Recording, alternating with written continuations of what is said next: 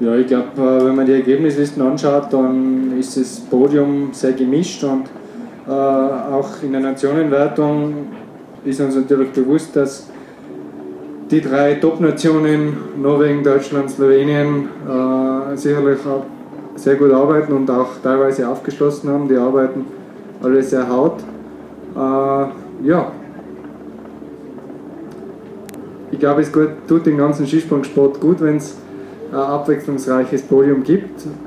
Wir sind in den letzten Jahren natürlich immer sehr erfolgsverwöhnt gewesen und war teilweise schon fast außerirdisch, was wir als Mannschaft gemacht haben, und von dem her ja, ist es, glaube ich, ganz menschlich, dass auch einmal solche Zeiten, unter Anführungszeichen schlechtere Zeiten auf uns zukommen oder da sind, aber ich bin mir überzeugt, dass wir Routiniers genug sind und so viel gewonnen haben, dass wir uns auf den Tag X auch bei dieser Weltmeisterschaft, die uns kommt, optimal vorbereiten und ja, alles geben werden, und am Ende wird dann abgerechnet.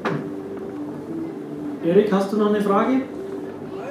Hat sich erledigt. Können wir eigentlich darauf schließen, nach deiner vorherigen Aussage, dass du morgen im Teamwettbewerb startest, oder ist das noch offen? Ich bin dabei. Sehr schön. Wunderbar, dann drücken wir die Daumen für morgen. Jetzt noch eine schöne Siegerehrung im Dorf, genieße es. Vielen Dank, Gregor Schliergenzauer. Vielen Dank. Okay.